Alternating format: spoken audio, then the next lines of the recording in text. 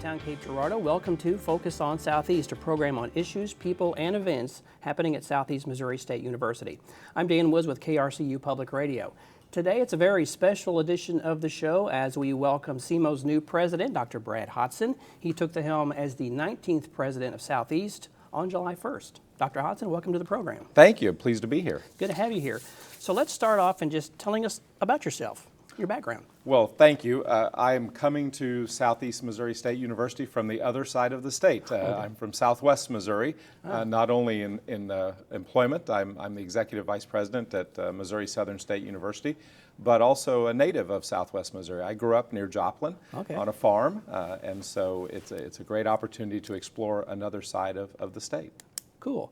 So tell us about some of your hobbies when you're not working. What are some things you enjoy doing? Well, I'm very excited to be over in Southeast Missouri because I'm a big hiker and camper, and certainly the Mark Twain National Forest just offers a plethora of things that I could do on the weekends and on breaks, and I've already explored some of the sites on our way over, so we're excited about that. I hammock camp. I don't camp in a tent, I camp in a hammock, and so you find two trees and I can set up a campsite. Really? So, We like to camp. We pull a big camper, so we don't really rough it too much, but we like to camp. That's okay. Too. I like to camp near people that have a camper, that way in case there's a problem, but otherwise I'm out in the elements. Cool. So what's something that you like to do beyond the camping and other things that may surprise us, that we would be like, that's an interesting activity that he enjoys doing? Well, certainly hiking and camping would be first. I love to play tennis. I love to play pickleball. And so I understand you have some great pickleball facilities here in Southeast Missouri. I just enjoy spending time with my family. My wife and I have been married for 27 years. We have 4 adult children, and so there's always somebody popping through the house that wants to do something interesting. My son and I are sort of Civil War enthusiasts. We've visited many of the battlefields on the East Coast, and so travel and outdoor activities are sort of where we spend our free time. Excellent. So what drew you to SEMO? Well, certainly the university itself has a tremendous reputation statewide, and so when I saw the opportunity became available, it was immediately something I recognized and knew about the university just from being in higher education in the state of Missouri. I also, after some research, discovered that Joplin, where I previously worked, and Cape Girardeau, this region, are very similar. Similar in size, similar in industry, similar in demographics, and so it would be a very seamless transition for me to come to Southeast Missouri, having worked in Southwest Missouri for many years. So not only the university, but the region, and again, just the people and the opportunities piqued my interest. So what would you like the SEMO community and maybe alumni to know about you and how you plan to lead the university? Well, first and foremost, I am a product of regional public universities. Missouri Southern State University is my alma mater. I was a first-generation college student, and so certainly access and affordability were important to my family when those decisions were being made. I'm a native Missourian. I have a great love for this state and all of its different areas. But I think as a leader, it's important for people to know I value communication and value transparency. There are no secrets in public higher education. You can ask me anything. Now, sometimes we can't talk about personnel issues or specific things, but broadly, if you want to know why we're spending money on something or why we're pursuing this strategic initiative, that's a question that I should be able to answer for anyone, an employee, an alumnus, a community member, a student, and so that communication and transparency are very important to me. I also am a big believer in strategic planning. So one of the first things I hope to do is to launch a strategic planning effort, because when you set out a vision and then you create a plan to accomplish that vision, the next step is to work the plan. And so I think, again, that's part of transparency. Why are we doing something? Well, it's part of our vision to accomplish for the university. So those are sort of some basic how I lead elements. How would you describe your management style for the folks here on campus? So I hire, I'm inheriting a team, but broadly I hire good people. I give them the resources they need to accomplish their jobs. I set out some very clear goals, and then I get out of their way. I'm not a micromanager. I'm not in the weeds. I really enjoy seeing my colleagues accomplish great things given the right resources and the right strategic goals. And so certainly my plan is to, through that planning process, develop some clear outcomes and charge the people on campus with accomplishing them, make sure they have what they need human and financial resources, and then see what wonderful things they do. Yeah. So that's for the campus community and the alumni. What for the broader community and for the broader region of Southeast Missouri? What can they expect from a Hodson presidency? I think going back to our historic roots, schools like Southeast Missouri State University were founded to ensure that this region has the workforce to grow economically. And so working collaboratively with area employers, area civic leaders, chambers of commerce, economic development professionals to see what the gaps are. Where are we not growing because we don't have the workforce we need in those areas, and seeing how we can fulfill that. And I'll give you an example from Joplin. Nurses were in critical shortage there. We worked collaboratively with the State Board of Nursing to double the cohort of nurses we produced every year to help alleviate that shortfall. You may not think about a shortage of nurses having a ripple effect throughout the economy, but it does, because if you're a major employer looking to relocate and the healthcare industry can't accommodate that kind of growth, then you may question, do I come to Southwest Missouri in that regard? And so making sure we have the right people in the right jobs to continue to grow and thrive is why Southeast Missouri State University was founded. It continues to be a central part of our mission. Do you see yourself being in the office or out of the office more? What do you see your role as a president? I don't like to be in the office. I really don't. And that comes from my background as a fundraiser. I started my career 30 years ago in fundraising. I still find joy in being out of the office and talking to people. But even when I have on-campus meetings, I don't like to have them in my office. I want to go out and explore other parts of the campus. And so if I'm going to meet with the athletic director, I want to go to his office, and I want to see the people that work with him and be out and about. So the folks in Academic Hall have been very kind to accommodate me when I said I really want to minimize the number of meetings I would have in my office. I want to go see things. Oh, cool. Okay, so first 6 months, do you sort of have a plan on what you'd like to do maybe in the first 6 months? Well, the team here has been fantastic during the transition. You know, I was announced as the next president on February 13th, and over the last 4.5 months, we've spent a lot of time in transition planning. Yeah. Not only in orienting me to the people and the issues on campus, which has been a very thorough orientation process, but to planning those first 6 months. And so we do feel like we have a good handle on where we're headed over the first 6 months. If there was a theme, it would be visibility and engagement on my part and building some key relationships. Okay. And so as I look at my calendar as it stands here in July, it would be focused on internal and external constituents, stakeholders, relationship building, and then visibility and engagement with students, alumni, faculty and staff, employers, just a broad spectrum of folks that I will be exposed to, building that foundation that will hopefully carry through for many years to come. Yeah. So you have an extensive fundraising background. Do you see fundraising as an important part of what you're going to do, and using some of the skills you developed as a fundraiser, as a president? How's that going to work? Well, fundraising is a big part of a president's responsibilities, and that's certainly evolved over the last 50 years. Yeah. There was a time in higher education when university presidents perhaps were seen as the lead faculty member. That was the role they played. Now presidents are more focused on resource development, revenue, whether that's enrollment, fundraising, or state appropriations, state and federal appropriations. And so yes, I do see fundraising as a key part of my role. I'm fortunate that I've been doing it for 30 years. Yeah. I still find joy in it. I love it. I love meeting people and talking to them about how their dollars can accomplish great things for the university. And so I don't see that slowing down. I think that's one of the reasons that that the board hired me, is because I'm very comfortable in that arena and have had some great success in fundraising. So I look forward to bringing whatever talents I might have in philanthropy to Southeast Missouri State, and working with your alumni and corporate and foundation donors and seeing what great things we can accomplish. Is it fair to say higher ed's going through sort of a transformation right now? Do you see that as something that's going to be challenging to get our arms around, our hands around, or do you kind of see in your crystal ball, if there is one, sort of what the path forward may look like? Well, I want to dissuade everyone right now, there is no crystal ball. And so certainly it is changing rapidly. I sort of sometimes get a little nostalgic. You'll hear the folks that have retired from any university 20 years ago talk about the 60s, the 70s, the 80s. The state just sent you about 80% of your funding. Right. You didn't do any fundraising. Students would just naturally show up, and I sort of tease them a little bit when I talk to them. What a great era of higher education to have worked in. Yeah. That's no longer the case today. No. It is absolutely an evolving environment, sometimes on a daily basis, and it's important for us to stay ahead of that. That's a big challenge for leadership at any level at a public university, and so we will continue to try to keep our finger on the pulse of what's happening across the country, but also what the needs are here locally.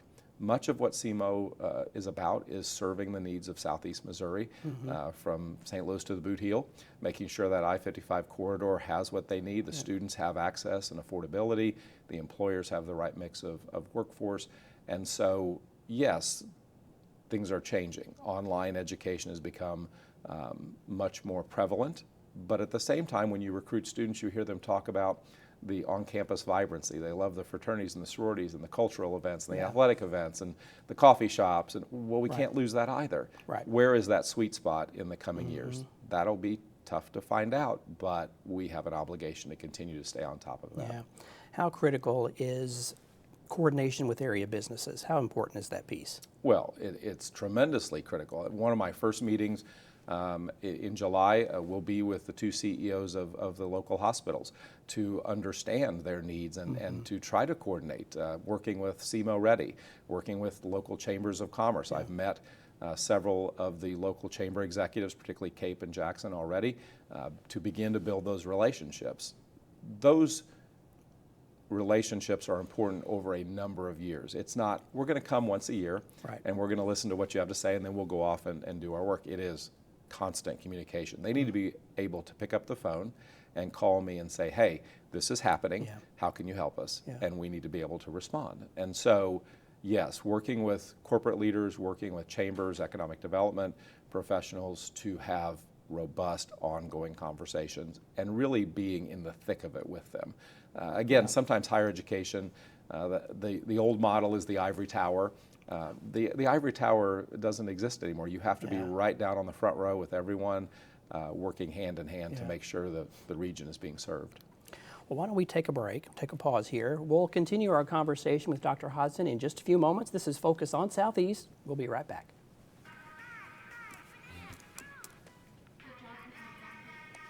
Yeah. Get to the close. It's got a lot more words in it. Losing the fear of looking foolish comes with age. Who did you steal him from? Losing your way in your own home doesn't. Confusion with time and place may be a sign of Alzheimer's. Mom, are you okay? Yeah, I'm fine. Early detection gives you and your loved one time to plan for the future. Learn the warning signs of Alzheimer's.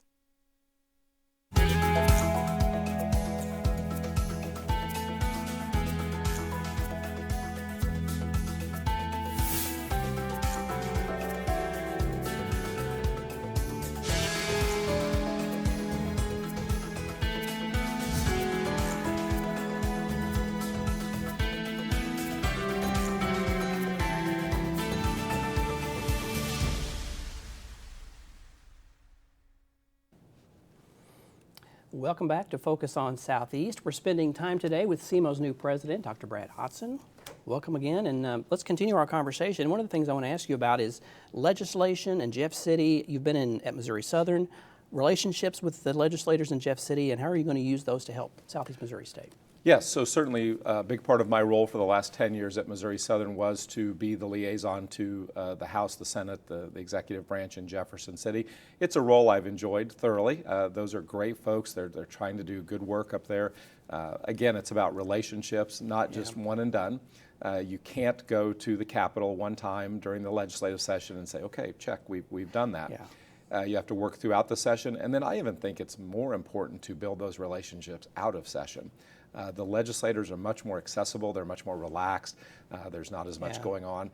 When you go to Jefferson City during the legislative session, you are competing with the Realtors Association, the Cattlemen's Association, AARP, everyone that's up there trying to have their voice be heard in a very compact amount of time. So My preference certainly is to be visible from January to May, to let them know about the university's perspective on pending legislation.